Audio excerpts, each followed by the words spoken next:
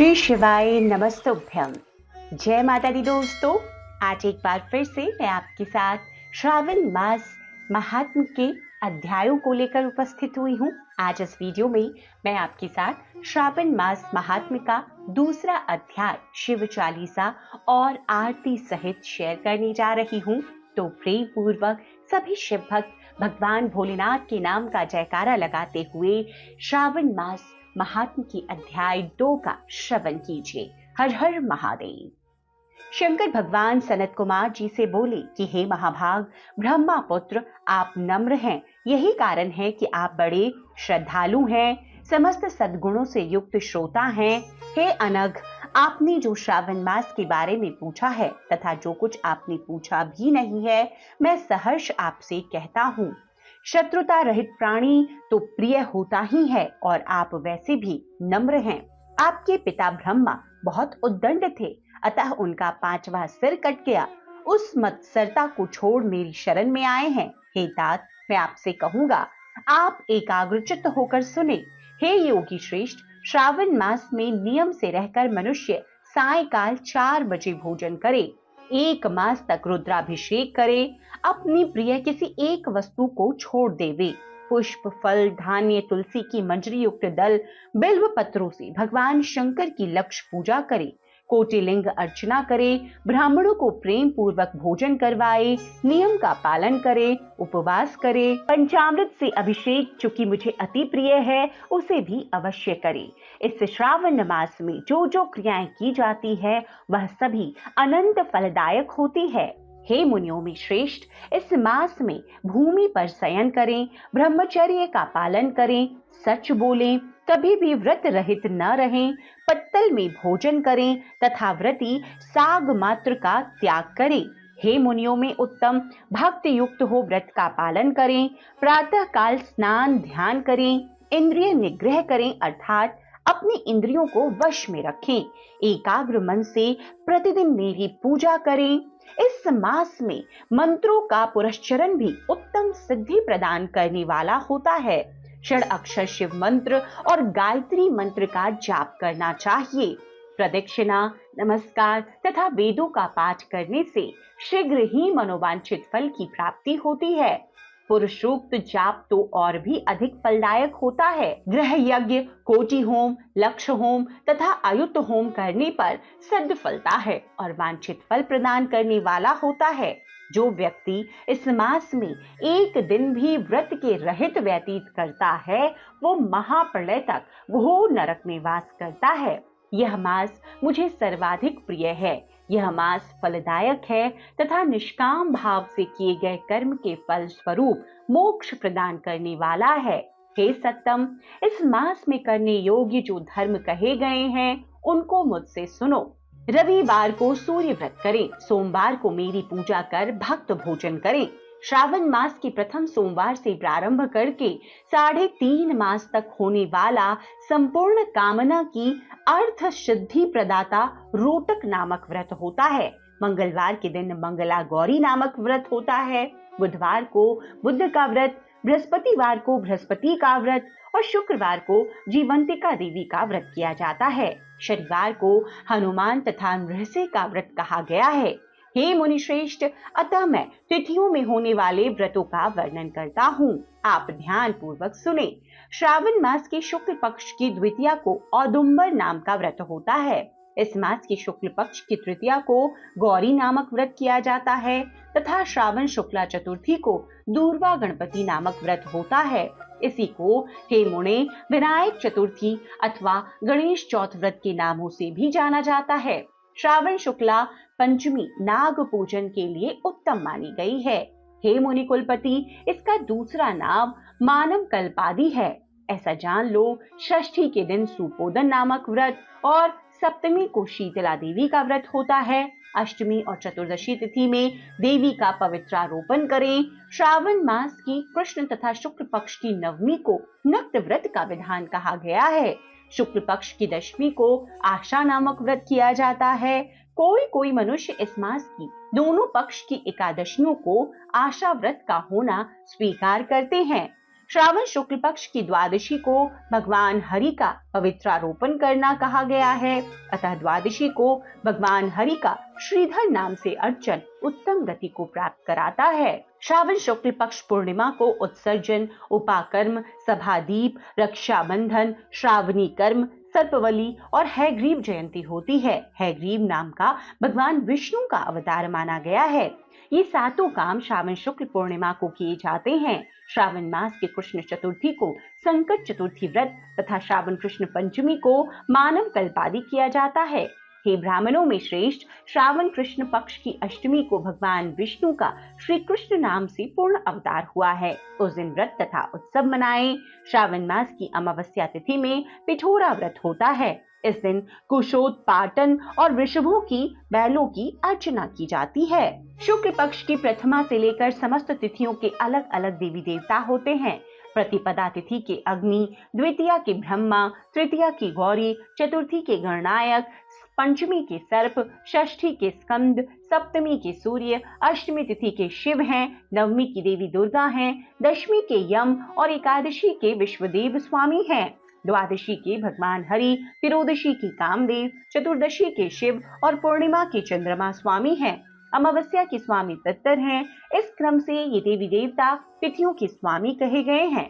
जिस देव की जो तिथि है उस तिथि को उस देवता की अर्चना करनी चाहिए। ऐसा कहा जाता है, हे मुनिश्रेष्ठ, इस मास में प्राय अगस्त्य नक्षत्र का उदय होता है। मैं उस समय का वर्णन करता हूँ, आप एकाग्रचित्त होकर सुनिए। सिंह राशि पर सूर्य के संक्रमण के दिन से 12 अंश 40 घंटे बीत जाने पर अगस्त्य ऋषि का उदय होता है। अगस्त्य ऋषि के लिए 7 दिन पूर्व से ही अर्घ दें। 12 मास में सूर्य अलग अलग नामों से तपते रहते हैं। श्रावण मास में गभस्ती नाम से तपते हैं। सूर्य भगवान का पूजन इस मास में भक्ति से तत्पर होकर करना चाहिए। श्रावण मास में साग का त्याग, भाद्रपद में दही, अश्विन में दूध और कार्तिक मास में दाल का त्याग करें। यह संपूर्ण विधान करने से यदि समर्थ न हो तो श्रावण मास में इन वस्तुओं का त्याग करने से सभी मनोवांछित फलों की प्राप्ति होती है। हे मान्य सज्जन ब्राह्मण, यह आपसे मैंने अति संक्षेप में उपदेश किया है। हे मुनिश्रेष्ठ, इस श्रावण मास में होने वाले व्रत और धर्मों का सविस्तार रूप से वर्णन कोई 100 वर्षों में भी करने में समर्थ नहीं है। भक्त मेरे प्रियर्थ अथवा भगवान हरि के प्रियर्थ संपूर्ण व्रतों का पालन करें। परमार्थ रूप से विचार करने पर आप मुझ में तथा हरि में कुछ भी भेद नहीं पाएंगे। मुझ में और हरि में कोई भेद है ही नहीं, ऐसा जानना चाहिए। जो प्राणी इसमें भेद की कल्पना करते हैं वो नरक के भागी होते हैं। हे सनत कुमार, इसीलिए आप श्रावण मास में इन धर्मों का पालन करें। तो इस प्रकार श्रावण मास का ये दूसरा अध्याय यहाँ पर संपन्न होता है, जिसमें इस मास में हर तिथि के व्रतों का संपूर्णता से वर्णन किया गया है। दोस्तों, आगे आप श्री शिव चालीसा का श्रवण करें। श्री शिव चालीसा। जय गणेश गिरिजासवन, मंगल मूल सुजान, कहत अयोध्या दास तुम, देहु अभय वरदान। जय गिरिजापति दीन दयाला, सदा करत संतन प्रतिपाला।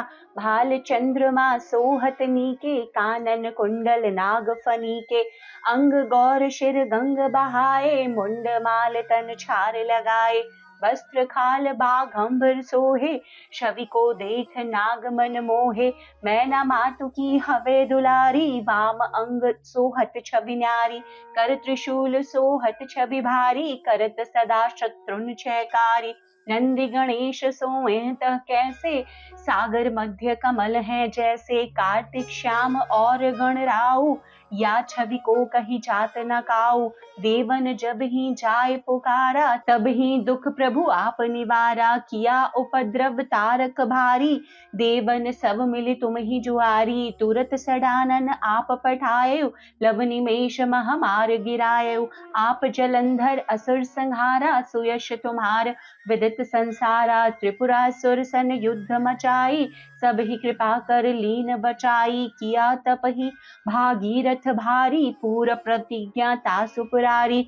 दान नमः तुम सबको नाई, सेवक स्तुति करत सदा ही, वेद नाम महिमा तब गाई, अकथ अनादि भेद नहीं पाई, प्रकटि उदधि मंथन में ज्वाला, जरत सुरासुर भय विहाला, कीन्ही दया तह करी सहाई, नीलकंठ तब नाम कहाई, पूजन रामचंद्र जब कीन्हा, जीत के लंक विभीषण दिन्हा, सहस कमल में हो रहे धारी, कीन्ह परीक्षा तब ही पुरारी, एक कमल प्रभु राखे उजोई, कमल नयन पूजन चह सोई, कठिन भक्ति देखी प्रभु शंकर, भय प्रसन्न दिए एक शतवर, जय जय जय जय अनंत अविनाशी, करत कृपा सबके घटवाशी, दुष्ट सकल नित मोहि सतावे, भ्रमत रहो मोहि चैन न आवे, त्राहि त्राहि मैं नाथ पुकारो, यही अवसर मोहि आन उबारो, लै त्रिशूल शत्रुन को मारो, संकट से मोहि आन उबारो,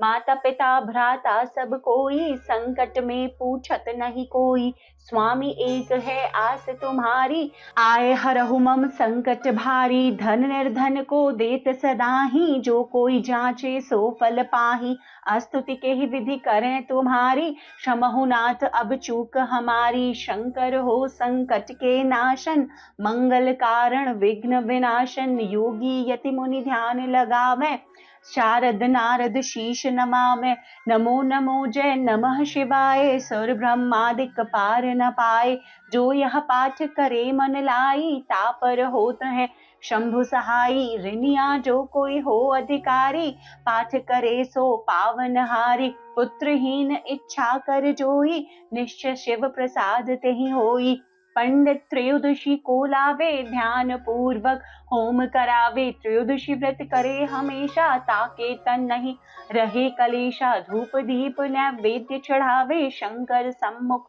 पाठ सुनावे, जन्म जन्म के पाप नसावे, अंत धाम शिवपुर में पावे, कहे अयोध्या दास आस तुम्हारी, जाने सकल दुख हरहु हमारी। दोहा। नित्य नेम कर प्रातः ही पाठ करो 40, तुम मेरी मनोकामना पूर्ण करो जगदीश। मगसर छठी हेमंत ऋतु संवत 64 जान, स्तुति 40 सीवहि पूर्ण कीन कल्याण। तो आज के इस युग में शिव चालीसा का पाठ हर व्यक्ति को जरूर अपने जीवन में हर प्रकार की सुख सुविधाओं के लिए करना चाहिए। आरती श्री त्रिगुण शिव जी की। ओम जय शिव ओंकारा, स्वामी जय शिव ओंकारा, ब्रह्मा विष्णु सदा शिव, ब्रह्मा विष्णु सदा शिव, अर्धांगी धारा। ओम जय शिव ओंकारा, एकानन चतुरानन, पंचानन राजै, हंसासन गरुड़ासन, वृषवाहन साजै।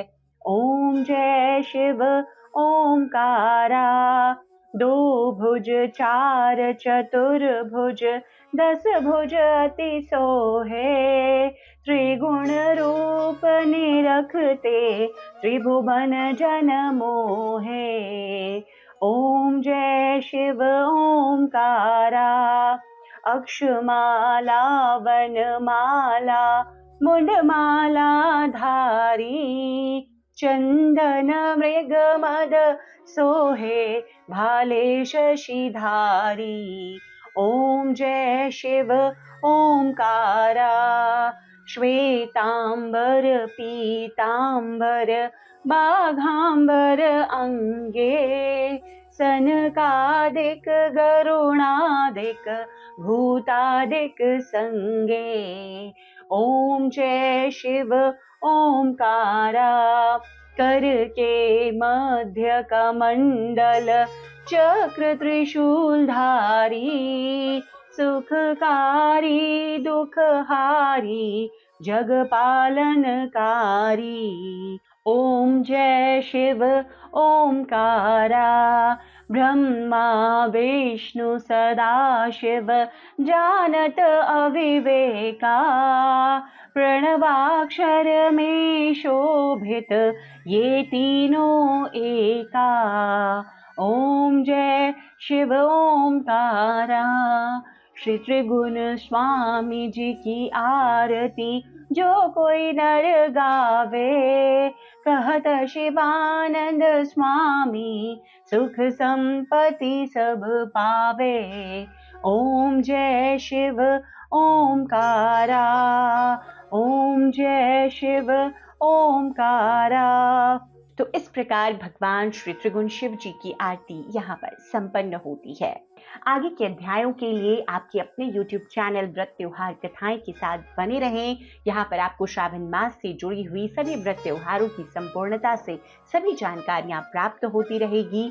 तो वीडियोस को देखते रहें। इसके लिए चैनल सब्सक्राइब करके नोटिफिकेशन बटन जरूर प्रेस कर लें, ताकि सही समय पर आपको आने वाली सभी वीडियोस की नोटिफिकेशन और सभी व्रत कथाएं प्राप्त होती रहें। वीडियो देखने के लिए बहुत बहुत शुक्रिया। हर हर महादेव।